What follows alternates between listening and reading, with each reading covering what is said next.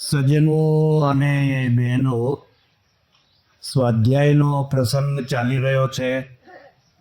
શાંતિપાઠના મંત્રો પૂરા કર્યા અને હવે આજથી આપણે દર્શનો શરૂ કરવાના છે.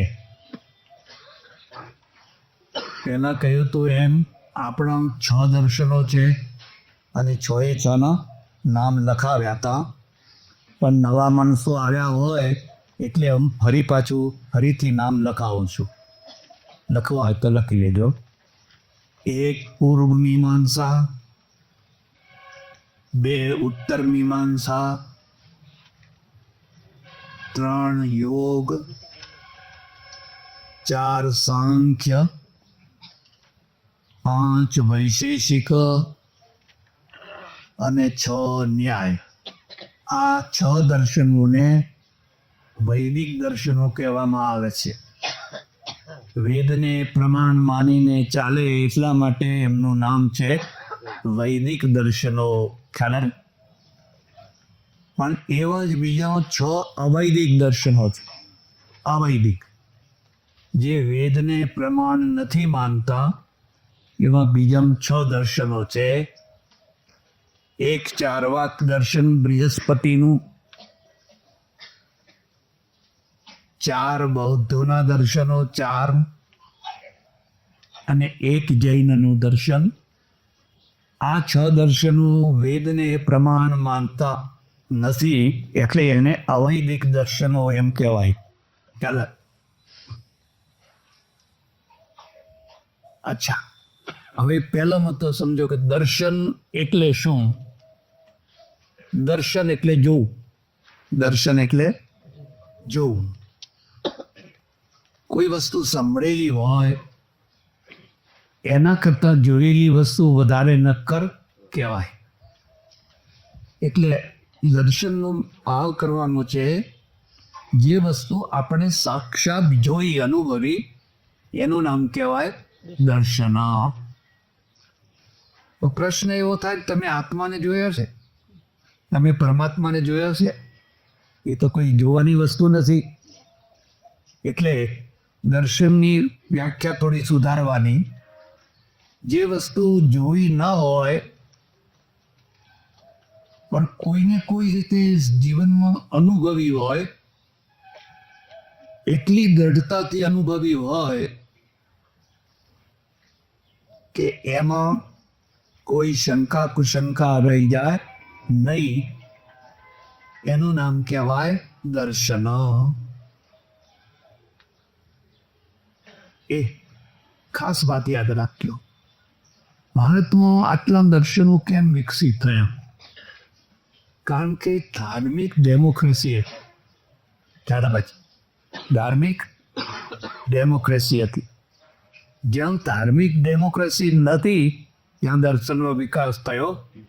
તમારાથી બોલી શકાય મારી નાખ, પણ અહીંયા બધું બોલવાની છૂટ હતી.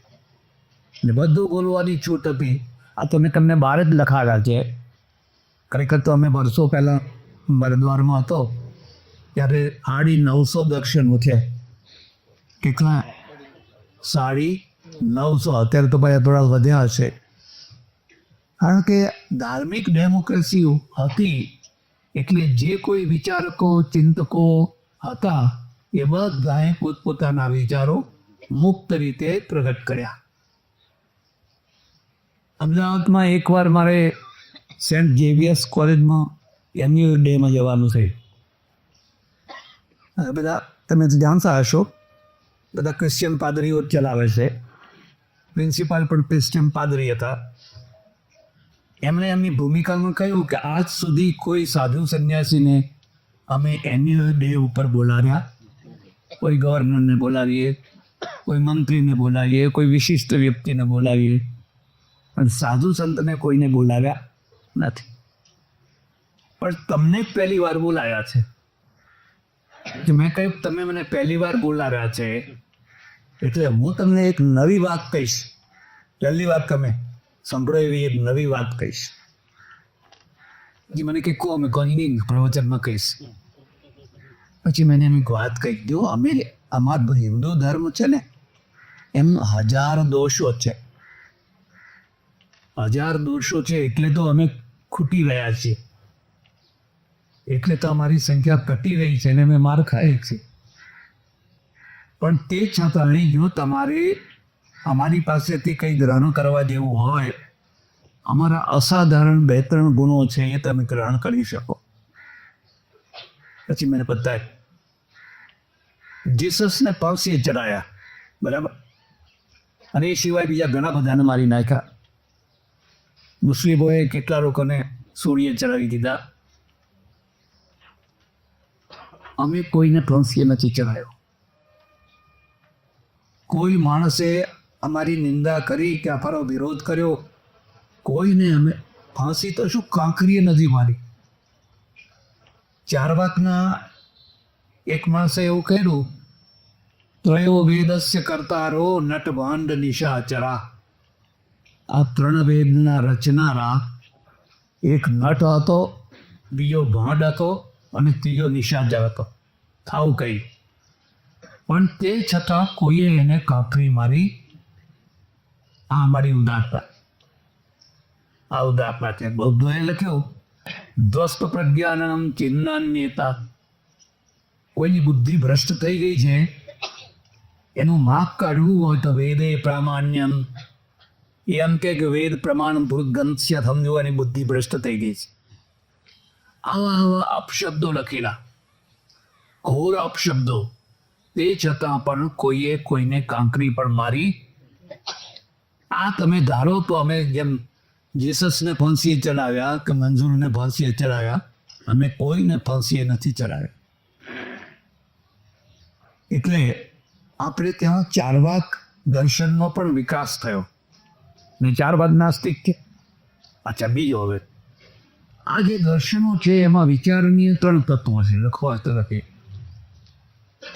વિચારણીય તત્વો 3 છે. એક ઈશ્વર,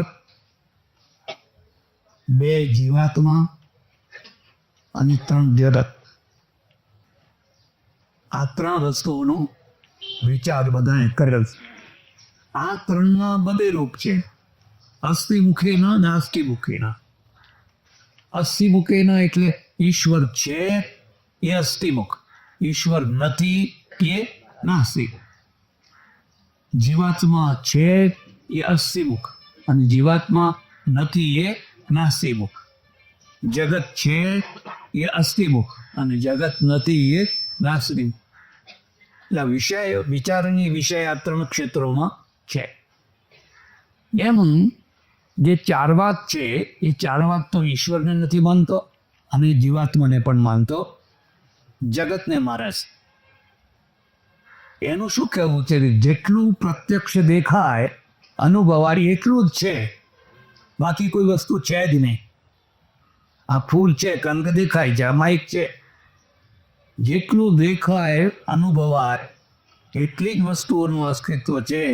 બાકી પણ સ્વર્ગ છે ને પણ ફલાણું છે, એ બધી કલ્પનાઓ છે, ગપ્પા છે બધા. એમાં કોઈ સાર તત્વ. એટલે અત્યંત સ્થૂળ દર્શન કહેવાય. એને શું કહેવાય? અત્યંત સ્થૂળ દર્શન. પણ નાસ્તિક દર્શન હોવા છતાં પણ એના 3 ભેદ પાડી શકે. રપા હોય તો લખી દે.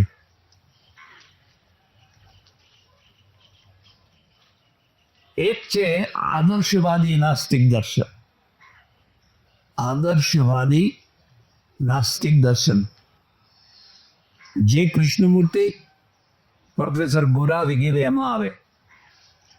જરા હવે વિષય અઘરો આવશે હો, એ લોકો ઓછા થઈ જવાના. જે કૃષ્ણમૂર્તિ, પ્રોફેસર ગોરા વગેરે એમાં આવે. બીજા ભાગમાં એ આવે કે જે લોકો ભોગવાદી છે,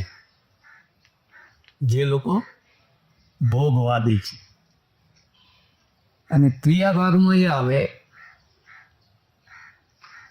જે મુક્ત ભોગવાદી છે. રજનીશ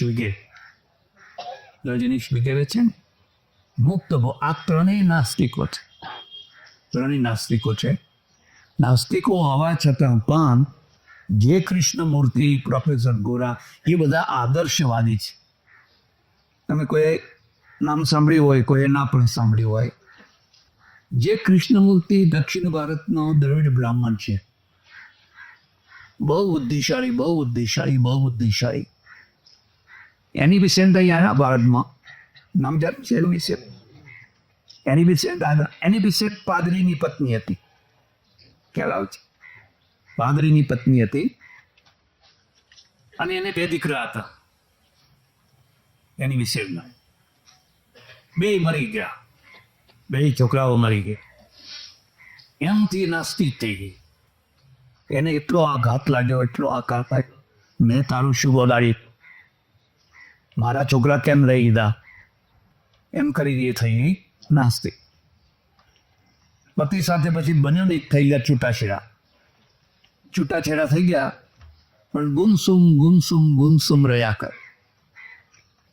એક ખાસ વાત યાદ રાખી, તમે જ્યારે એક પ્લેટફોર્મ છોડો અને બીજું તૈયાર મળે તો બરાબર, પણ તમે એક પ્લેટફોર્મ છોડીને બીજું મળ્યું નહીં તો ના રહ્યા આઈના કે ના રહ્યા એની વિકટ દશા. ચાલો આ તો છોડો, પણ બીજું તો મળ્યું. હવે એક જ ધતના રહ્યા, ત્યાં ગુમસુમ રહ્યા કરે.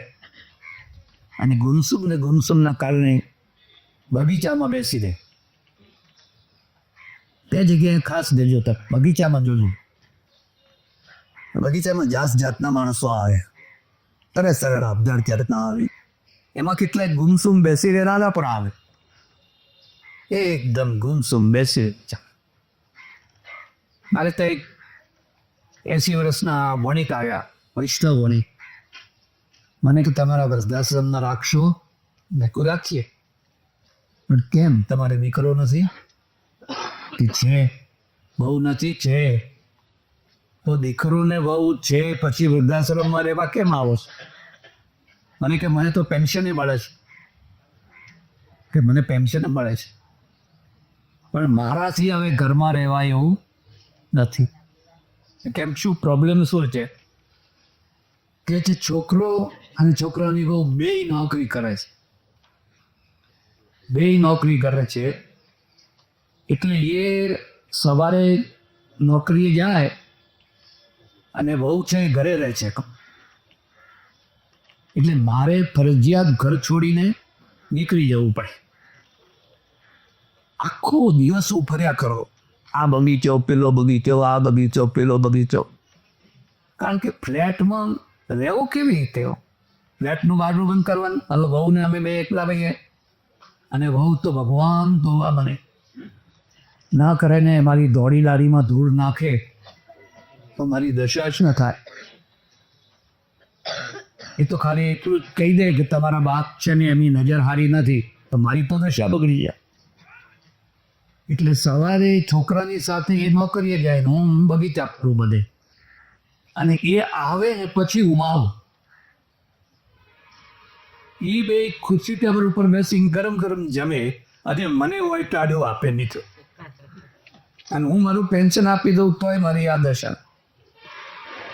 પછી મેં નક્કી કર્યું આના કરતાં કોઈ વૃદ્ધાશ્રમમાં રહેવું, કેટલા પ્રોબ્લેમ છે. અને ફ્લેટ કલ્ચર કહેવાય. ને બગીચામાં તો કેટલી પ્રકારના માણસો આવતા હોય છે. એની છે ને એની ગુમસુમ બેસી રહે. એને સંતોષ નહીં, કારણ કે બીજું કોઈ પ્લેટફોર્મ મળ્યું નથી. આ તો છૂટી ગયું, નાસ્તિક થઈ ગઈ. પણ એની પ્રકૃતિમાં નાસ્તિકતા નથી, એની પ્રકૃતિ નાસ્તિક નથી. એમાં એને એક દિવસ અવાજ સમજાયો, go India, go India, go India. આમ જોયું, કોણ બોલે છે? ફરી બીજા દિવસે પણ ગો ઇન્ડિયા, ગો ઇન્ડિયા. અને ભારત આવી. આ અવાજના કારણે ભારત આવી. બધે લાંબો ઇતિહાસ નહીં કહું તમને. અહીં રોડની અને સ્થાપના દરે ઘણું કામ કર્યું. કાશીમાં રહે મદન મોહન માલવીએ હિન્દુ યુનિવર્સિટી બનાવી, એમાં એને બહુ સહયોગ આપેલો. રોજ ગંગા સ્નાન કરવા જાય.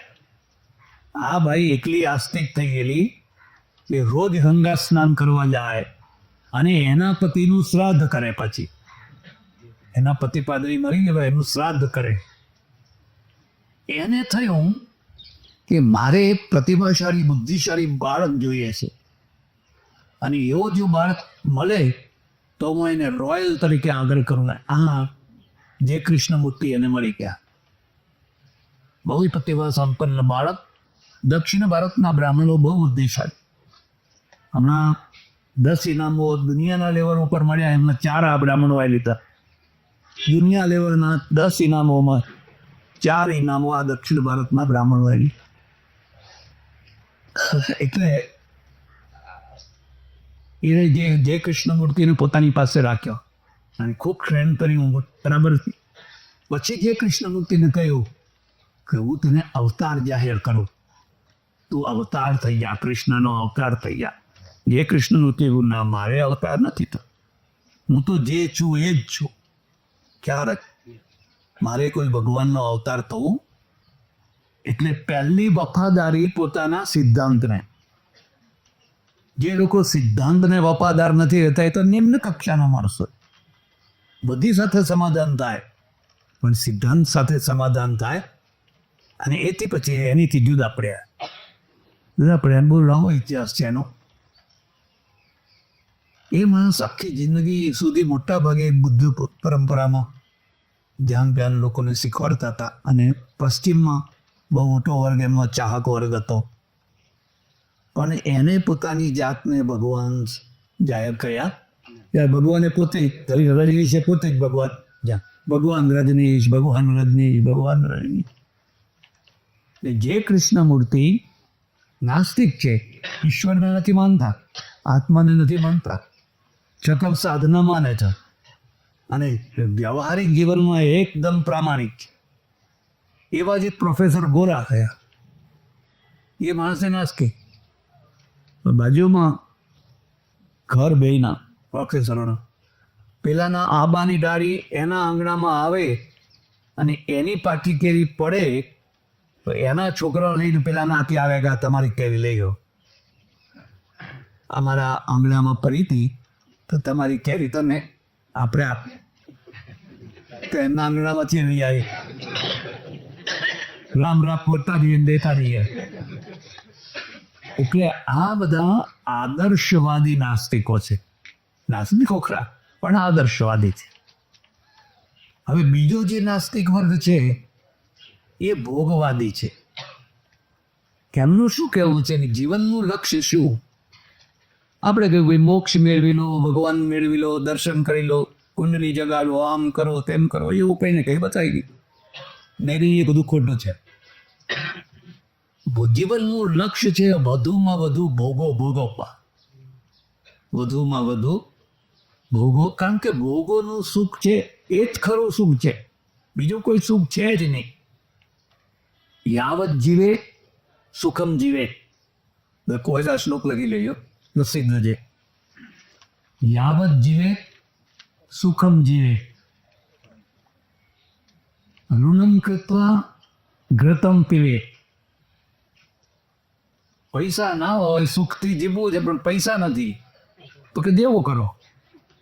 ઋણમ કૃત્વા ઘૃતમ પીવે. તો ઋણ કરીને પણ ઘી પીવો, પણ ઋણ કરીએ ને બીજા જન્મે ઋણ ચૂકવવું નહીં પડે, બળદ થઈને આપવું પડશે.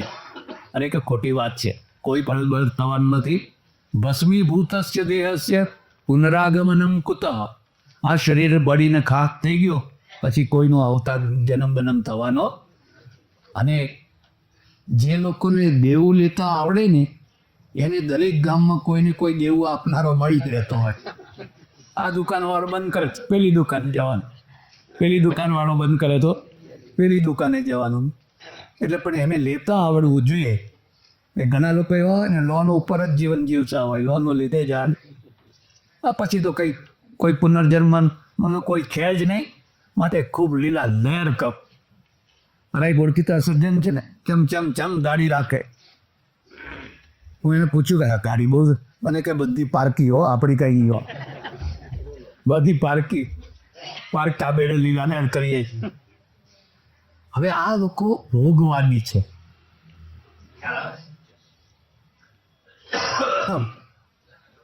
પણ ભોગોની મર્યાદા છે. ભોગોની મર્યાદા છે. તમારે જો વધારે ભોગ ભોગવવા હોય તો પણ સંયમથી ભોગવો તો જ ભોગવા. દૂધપાક બનાવે છે ને તપેલી ઉપાડીને પી જાવ તો બીજા દિવસે પછી ખાવાનું બને. તમારે જો કાયમ દૂધપાક ખાવો હોય તો 1 વાટકી 2 વાટકી જેટલું પચે હોય એટલું ખાઓ તો જ તમે દૂધપાક ખાઈ શકો. બાકી તમે સમજો ખા ખા કરો તો ભોગી રોગ ભયમ ભરતું હરે. એટલે આ બીજો વર્ગ છે. એ પુનર્જન્મ કે આમ કે પાત કે પુણ્યો કે શું માનતા નથી. હવે ત્રીજો વર્ગ છે. એ શું કહે છે? બેફામ દોરવા દે. કેવા? બેફામ, કોઈ મર્યાદા નહીં, કોઈ લીટી નહીં. જેટલું ભોગવાય એટલું ભોગવી લો, જેટલું જે રીતે ભોગવાય એટલું ભોગવી લો. આ રજનીશ ખ્યાલ આવે છે. એના પહેલાંય પણ આવી ક્લબો હોય છે મોટા મોટા શહેરોમાં. પેલી પી ક્લબો હોય છે, ફલાણું હોય છે, ફલાણું એવું બધું હોય છે. કારણ કે જે અસંતોષ છે ને એ અસંતોષ પૈસો પ્રાપ્ત કર્યા પછી એક ધાર મળતો હોય છે. તમે પૈસાના શિખર ઉપર ચાલો ને કે તમારા સામે એક ધાર છે દોડવાનો, અને એ ધાર છે કે વધુમાં વધુ ખાઈ લો, વધુમાં વધુ પી લો, વધુમાં વધુ ભોગવી લો. અને એમાંથી અસંતોષ થાય. ઘરની પત્નીમાં સંતોષ નથી કે ઘરના પતિમાં સંતોષ નથી. પછી જ્યાં જે મળે જેમ મળે આમ બસ. એટલે આ મર્યાદા બહારનો અતિશય બેફામ ભોગવાન છે. એકવાર એવું થયેલું કે આ ઉત્તર ગુજરાતમાં એક અમારે બહુ મોટા મહાત્મા ગુજરી ગયેલા. એમની 16મી હતી. તમારે જેમ શ્રાદ્ધ કરે ને એમ અમારે 16મી કરે. મારા હું તો સુખ 16મીમાં જતો જ નથી, કોઈ જગ્યાએ જતો જ નથી. પણ ખાસ મારા વખતથી તાર રબારી શરીર અને કંઈ જ્ઞાન અભણ પાજાઓ. અભણ અને જ્ઞાન એટલે જ્ઞાનનો ભંડાર. હું કાશીનો ભણેલો અને એ ખોટ આભારી, પણ એ બોલે ને હું સાંભળો. ના બી ના હૃદયમાંથી આમ રડકાદાર ભાષણ. તો એ ગુજરી ગયા, હું ગયો. બધી ભંડારો બધું પૂરી થઈ, બધું વિધિ પૂરી થઈ. ત્યારે મારી પાસે ગાડી નહીં. ઘણા લોકો આવેલા ભંડારામાં. એટલે મેં કહ્યું કે ભાઈ કોઈની ગાડીમાં જગ્યા હોય તો મારે દંતાલી સુધી કહેવાનું છે, તો મને બેહાડી લઈ જાઓ તો સારું. તો 3 જણા તૈયાર થઈ ગયા. કલાક પ્રવચન કરેલું, લોકો પ્રભાવિત થયેલા. પેલો કે મારી ગાડીમાં, પેલો કે મારી ગાડીમાં, પેલો કે મારી ગાડીમાં. એમાં 4-5 વણિયાના જુવાન છોકરા હતા ને. હવે ત્યારે કયો જમાનો? ફિયાટ ને એમ્બેસેડરનો, 2 જ ગાડીઓ, ફિયાટ ને એમ્બેસેડર. ખડ. અને એનું ગૌરવ થાય, ફિયાટ એટલે પિરાટ. પછી હું તો એમની ફિયાટમાં બેઠો. ચાલતા હતા ને 4 છોકરાઓ જુવા. મને કહ્યું સ્વામીજી, મેં કશું અત્યારે તો એક બહુ સારો ધર્મ નીકળ્યો છે. શું નીકળ્યો છે? મને કે રજનીશજીનો ધર્મ નીકળ્યો છે. ધર્મ સારું શું છે? એમનું એમ કહેવું છે કે આ જે નિયંત્રણ છે ને, કંટ્રોલ છે ને, એ જ ઉપાધિનું મૂળ છે. બધા દુઃખમાંથી છૂટવું હોય તો બધા કંટ્રોલ છોડી દો. કોઈ પ્રકારનું નિયંત્રણ રાખો. મનને જ્યાં જવું હોય, જે કરવું હોય કરવા દો. વાહ, બહુ સારી વાત કહેવાય દીધો. મને કે અમે તો એ જ માર્ગમાં અમને તો બહુ મજા પડે, બહુ આનંદ આવે. સારું કીધું. હવે ભણિયાના છોકરા ડાયા હોય ના, અપેક્ષા તો થોડા ડાયા તો હોય. તમે કોઈ કામ, હું તમને પૂછું કે આ જે તમારી ગાડી છે એને બ્રેક છે કે નહીં? તો કે છે ને. હવે એક કામ કરો, હું ઉતરી જાઉં છું, પછી તમે બ્રેકને ખોલી નાખો અને પછી ગાડી ચલાવે રાખો.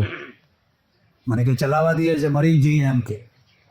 મેં કહું મૂર્ખ, જો ગાડીને બ્રેકની જરૂર હોય તો જીવનને બ્રેક જોઈએ કે ના જોઈએ? સમજી ગયા, બિલકુલ સાચી વાત છે. સાયકલને બ્રેક જોઈએ, ગાડીને બ્રેક. જેમ જેમ સ્પીડ વધતી જાય એમ એમ તમારી બ્રેક છે એ વધુ ને વધુ મજબૂત થતી જાય. એટલે બ્રેક વિનાના જીવનને તો વિનાશ જ કહેવાય. અને બ્રેક છે એ કલ્યાણકારી છે. બ્રેક છે એ તમને ત્રાસ દેવા માટે નથી, પણ તમારું કલ્યાણ કરવા માટે જ. તમારું ખેતર છે, ઘોડી ચરે છે, ઘોડો ચરે છે કે તમે ચરવા દો, છૂટ છે. પણ બાજુનું બીજું ખેતર જે એમાં ઘણું સારું ઘાસ હોય તોય પણ એને શેડો પાર નહીં કરવા. આ શેડો એ વાળ કૂદીને પેલા ખેતરમાં જવાનું. હવે જો આ બળદને કે ગાયને કે ઘોડાને કે ઘોડીને વાડ કૂદતી કરી દેવામાં આવે અને અહીં ઘાસ સારું છે, અહીં ઘાસ સારું છે, અહીં ઘાસ સારું છે, પરિણામ શું આવે? એને આપણે ત્યાં હારાડો ઢોર કે હારાડો ઢોર કે. અને હારાડા ઢોરને પેરો બાંધે. આવડું લાકડું હોય પેલા ટોકરો બાંધે. ટોકરો બાંધે એટલે એ શું સમજે? હા, મને કંઈ ઘરેણું બાંધ્યું છે, કંઈ ઘરેણું બાંધ્યું છે. પણ એ ટોકરો એટલા માટે બાંધ્યો છે કે સાંજે પડે બધા ઢોરા ખીલે આવે અને પેલું ના આવ્યું હોય અને આડું અડું કોઈના ખેતરમાં રખડતું હોય તો પેલો ટોકરો કઈ આપે કે અહીં છે. એટલા માટે બાંધ્યો હતો. ખબર પડી? અને બહેનોને ખોટું ના લાગે કહું. આ બહેનો છે ને એમને જાંચડું લઈ આપે. જુમ જુમ બહુ ખુશ થાય. પણ પેલા ટોકરાને એવું છે.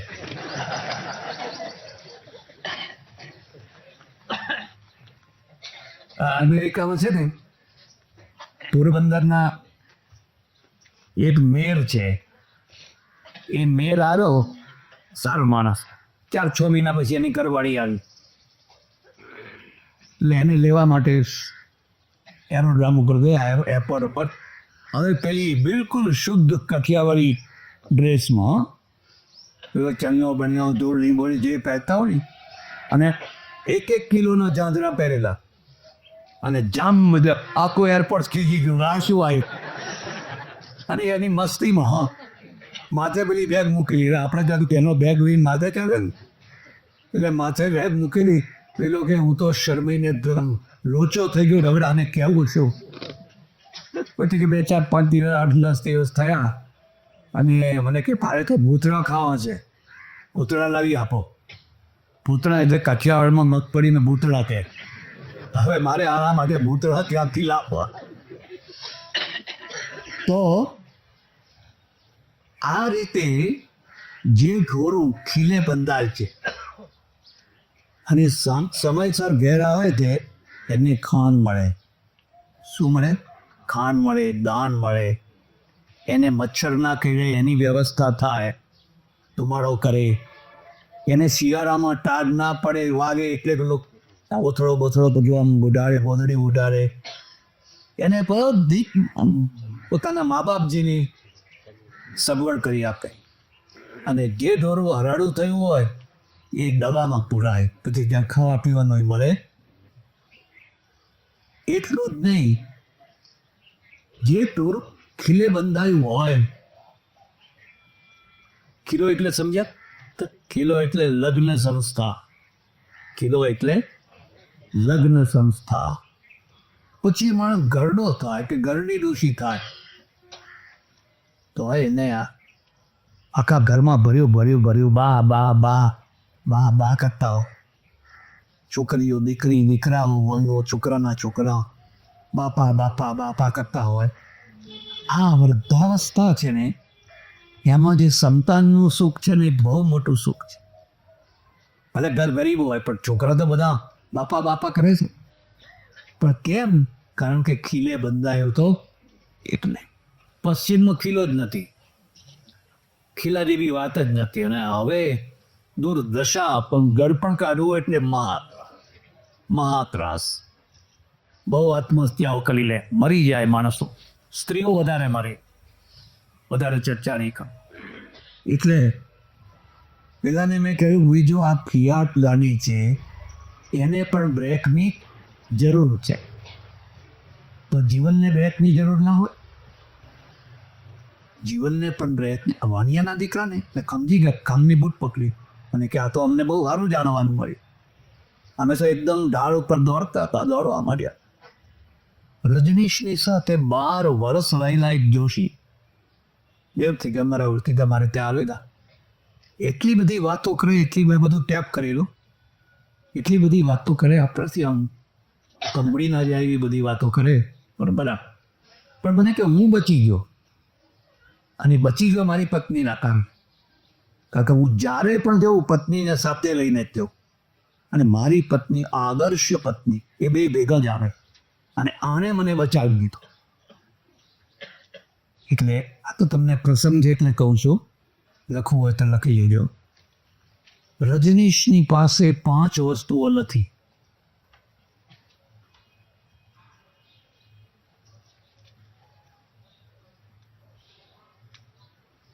પહેલામાં પહેલું તો રજનીશની પાસે સ્થિર સિદ્ધાંત નથી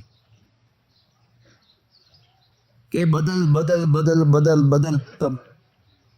પહેલા આચાર્ય જબલપુરના દિગંબર જૈન વાણિયા પ્રોફેસર આચાર્ય રજનીશ થયા, આચાર્યમાંથી ભગવાન થયા, અને ભગવાનમાંથી ઓશો થયા. યો વધારે જેવી આવતો ઓશો. અચ્છા, એ આ બીજી વાત પણ યાદ રાખજો. આ સતત બદલવાનું કેમ થયું?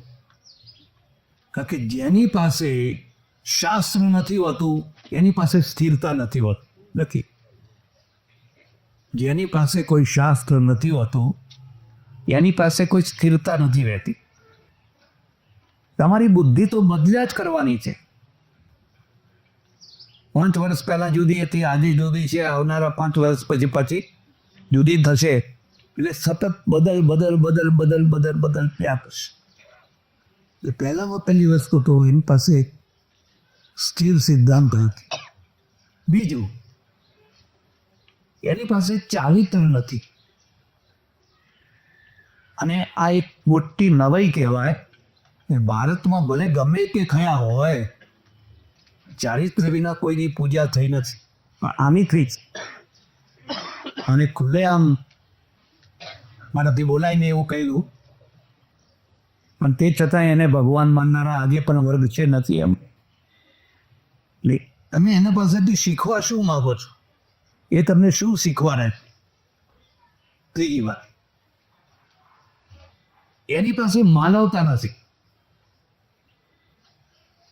ખ્યાલ આવે છે? એટલી પ્રતિભા હતી, એટલી તાર્કિક શક્તિ હતી, એ ધારે તો ઘણું કામ કરી શકે એમ હતો. જે વિષય લે, જે પક્ષ લે, પક્ષને સચોટ સાબિત કરી. 55 રોલ્સ રોય ગાડીઓ ભેગી કરેલી. કે 55 રોલ્સ રોય ગાડીઓ. અમેરિકામાં એ પોર્ટલેન્ડમાં એમનો આશ્રમ ને હોય, એ પોર્ટલેન્ડ રહેલો. હું જ્યાં હતો એ પોર્ટલેન્ડથી ત્યાંથી 150-200 માઇલ દૂર એ આશ્રમ હતો. એ મને થયું ચાલો આટલે આવ્યા છે તો ઓછાનું ઓછું એનો આશ્રમ તો જોઈએ આપણે. એટલે અમે ફોન કર્યો, ભાઈ અમારે તમારા આશ્રમ જોવા. તો સેક્રેટરીએ ઉપાડ્યો. એટલે એને 3 શરતો રાખી. એક, પર હેડ $100 એન્ટ્રી. વાણિયા વેપાર વિનાનો ના હોય, એ સાદું થાય તો વેપાર જ કરે. હા, મોકળ અહીં મળી. બ્રાહ્મણ જ સાદું થાય ને, એને વેપાર ના આવડે. ઘરમાં આપણે હોય તો સાદું જ કામ થાય. એટલે વૈરાગ્ય જ હોય. એટલે પર હેડ $100 એન્ટ્રી ફી. એ 22 કિલોમીટર દૂર તમારી ગાડી છોડી દેવાની. પછી અમારી ગાડીમાં તમારે આવવાનું. 3, રજનીશના દર્શન થાય દરાને નાય થાય તો ગેરંટી. મેં કોઈ રહેવા દે, નથી જવું. 5 જણા જઈએ $500. ત્યારે ડોલર બહુ મોંઘા હતા. હવે અમે બંધ રાખતું. તો તમે એકતામાં તો બહુ કેસ ચાલ્યા, બહુ ભયંકર. સારા 300 વર્ષની જે તવરીએ પછી સમાધાન કરીને ખર્યા બધી આખી દુનિયામાં. ભારતને તો બહુ ગાળો દીધી. મોરારજી દેસાઈને તો પાછળ પડી ગયેલા, ગાંધીજીને ગાળો. પછી ભારતમાં આવ્યા, પૂનામાં રહ્યા. એ માંડવીયા બનાતા કચ્છનું માંડવી છે ને કે રાજાનો મહેલ રાખવાના હતા પણ મોરારજી દેસાઈ બેસવાના દીધા આપણે એની ના આવી. તો એની પાસે શું નથી? માનવતા નથી. એને ધાર્યું હોત 5 જસલોક હોસ્પિટલો ઊભી કરી શક્યો, 5 એટલી અને એમાં તાકાત હતી, પણ એને પાણીની પરબ ના પાથી. એટલે કોઈ પરસ્યો માણસ આવે તો પાણી પીવે એવી પાણીની એક પરબ ના બાંધી. એ શું કહેતો? ગરીબોને મરવા દો, ગરીબોને બચાવવાની કોઈ જરૂર, આપણે પૈસાદારો હાથે જ કામ છે, એટલે એનામાં માનવતા નથી. ખ્યાલ આવે? ચોથી વાત, એનામાં રાષ્ટ્રવાદ નહોતો. આ મારો દેશ, ભારત મારો દેશ એવો રાષ્ટ્રવાદ નહોતો. અને 5, એનામાં પરિવારવાદ નહોતો. આ મારો પરિવાર, આ મારી પત્ની, આ બાળકો, આ કાકા કાકી, માતા પિતા, એવો કોઈ પરિવાર, ઘણાના પરિવાર ભાંગીને ભૂક્કો થઈ ગયા, લડખડતા થઈ ગયા બિચારા. કેટલી શિક્ષિકાઓ, કેટલા શિક્ષકો રવડે ચડ્યા, પેલો આમ ગયો, પેલી આમ ગઈ, અને રખડતા પાછવી જિંદગી ઘણાની બરબાદ થઈ ગઈ. એટલે એની પાસે આ 5 વાત, તો એની પાસે હતી પ્રતિભા, પણ એ પ્રતિભા ઢાળની હતી, શિખરની નથી. એ તમને દોડાવે પણ નીચે દોડાવે, શિખર ઉપર ના ચડાવે. અને નીચે દોડવું તો બધાને ગમે, બધાને ગમે. એટલે એના કારણે એ બેફામ ભોગવાદી છે. પછી કંઈક ને કંઈક એવું એ સાધના કરાવતા. અમારી પીટલાદમાં એક વાણિયો હતો, ઘડિયાળી હતો, એ રજનીશનો ખાસ ભક્ત હતો. કપડાં કાઢીને જ રાત્રે ગલીમાં નીકળે તો લોકો મારે, પાછા મારે કે ના મારે, એનો છોકરો જ એને મારે, પાછા એની છોકરી, એ બાપ દીકરી, એ દીકરીને બાપ બે હરખા. આના વાળે આવો છે ઘણા લોકો.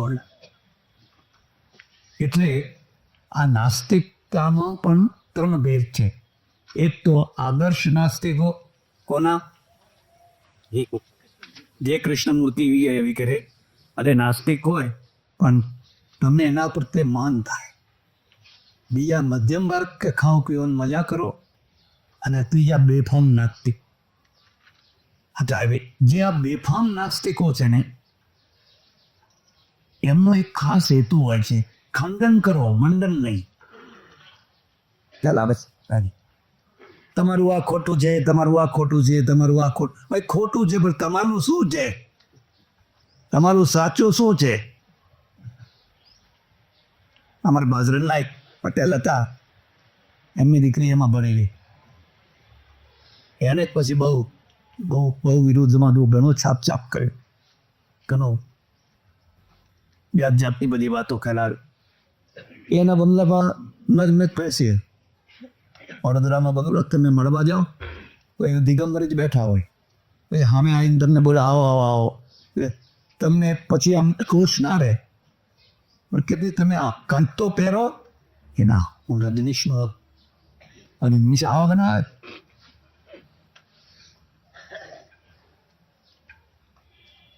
એટલે આ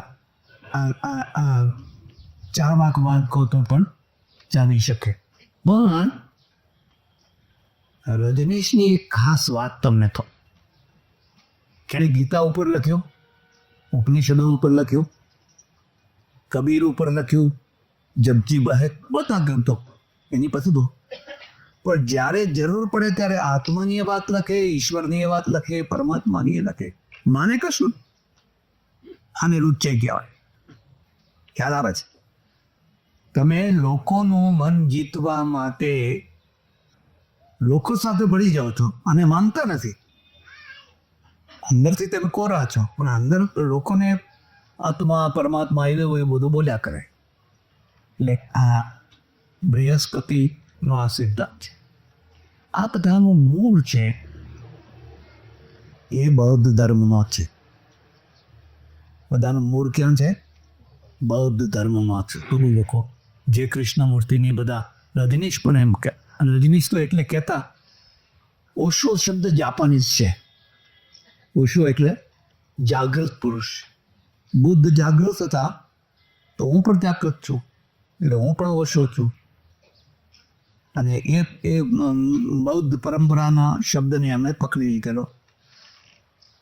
એટલે બુદ્ધ છે એ બુદ્ધ ઘણા મહાન બુદ્ધ બની, કોઈ નાંગો, પણ સિદ્ધાંતોની બાબતમાં સ્પષ્ટતા નહીં કરી.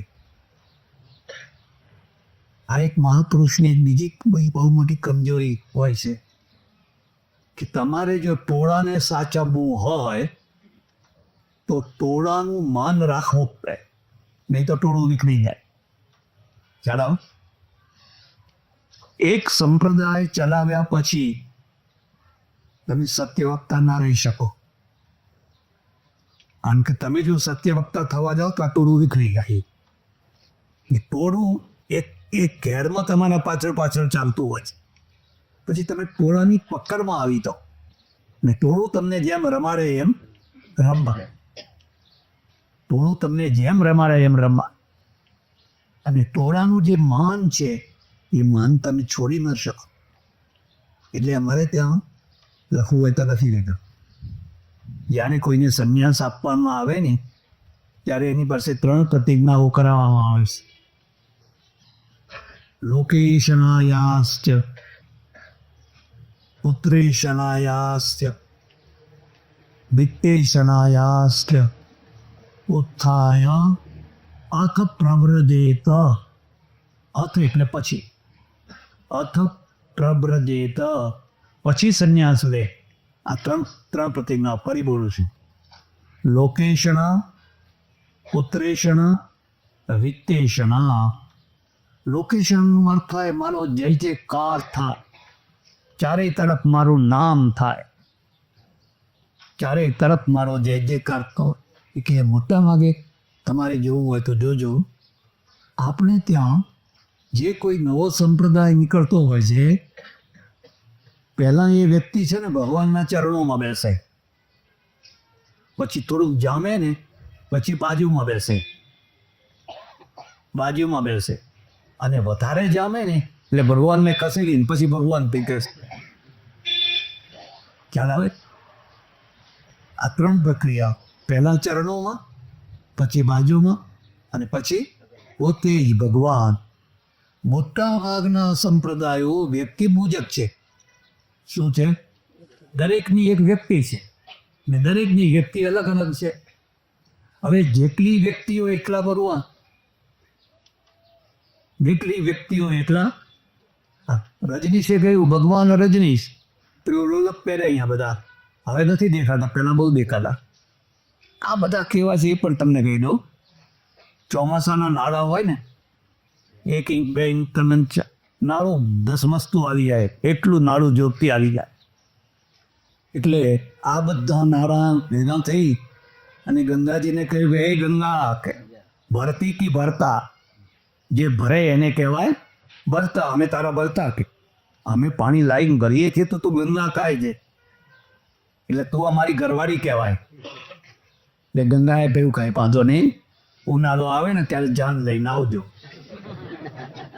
ઉનાળામાં બધા હુકાઈ ગયા. આ બધા નાણાં છે એ કોઈ 2 મહિના, કોઈ 4 મહિના, કોઈ 2 વર્ષ, કોઈ 5 વર્ષ, કોઈ 10 વર્ષ, કોઈ 15 વર્ષ, કોઈ 20 વર્ષ, કેટલાય ઉદય ને કેટલાય. એટલે અમે સનાતન ધર્મની જે બોલાવી. સંન્યાસીનો કોઈ સંપ્રદાય ના હોય, અમારો કોઈ સંપ્રદાય, ધર્મ અમારો ધર્મ. સંપ્રદાય કોઈ કાળે ઉદય થાય તો કોઈ કાળે અસ્પત્રી જાય. એમાં જે વ્યક્તિ પૂજક સંપ્રદાયો હોય એમાં વ્યક્તિની પ્રધાનતા હોય. પછી વ્યક્તિ પાછા શું કરે ખબર છે? કે હું તો જાઉં પણ મારા વંશને બેસાડતો જાઉં. એટલે પછી એમના દીકરા યાવત ચંદ્ર દિવાકરો લીલા લહેર કરે.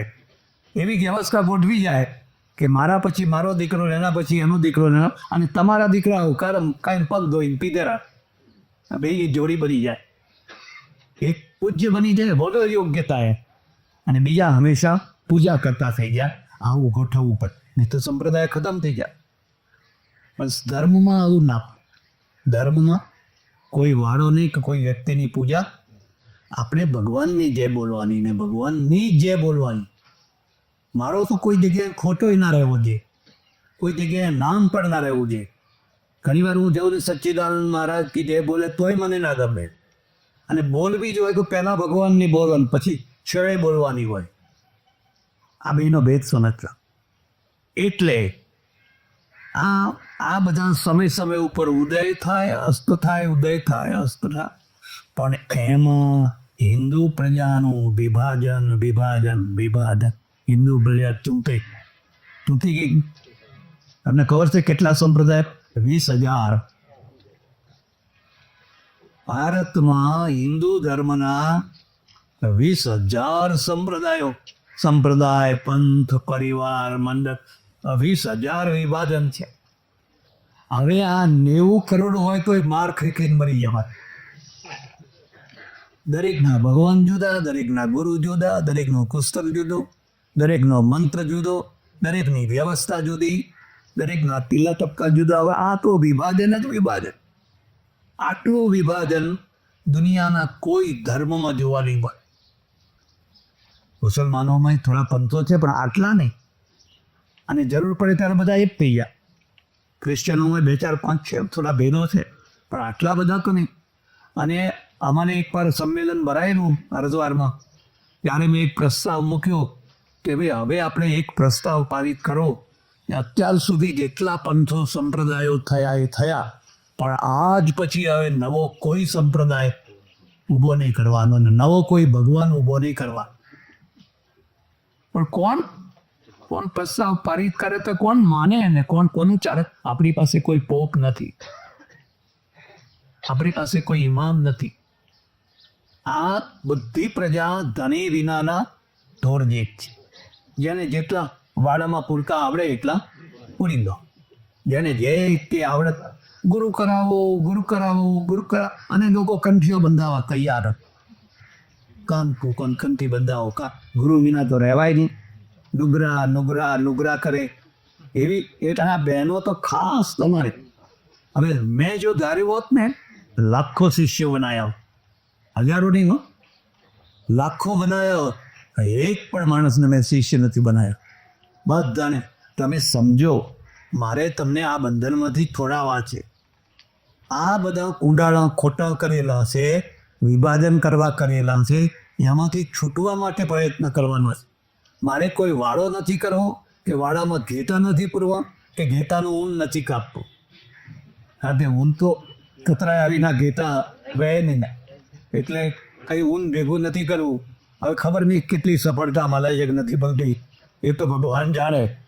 આ બધાના પાછળનો હેતુ એ છે કે આપણા ત્યાં એક નાસ્તિક દર્શન પણ છે, અને એને આપણે માન્ય રાખ્યું છે. એને કોઈને મારી નાખ, રજનીશને કોઈ મારે?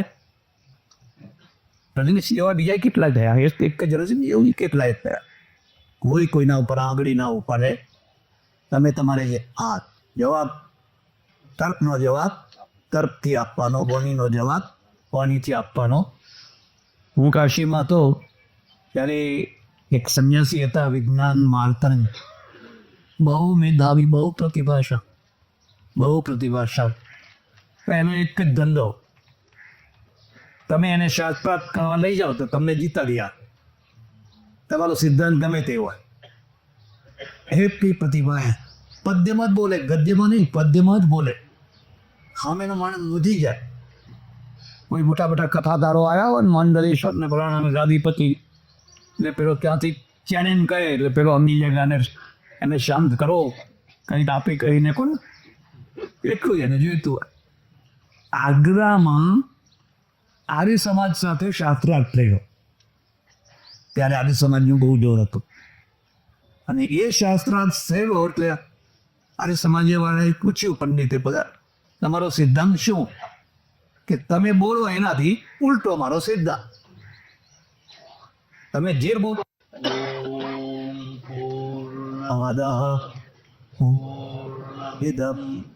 પૂર્ણાત પૂર્ણમુદચ્યતે પૂર્ણસ્ય પૂર્ણમાદાય પૂર્ણમેવાવશિષ્યતે.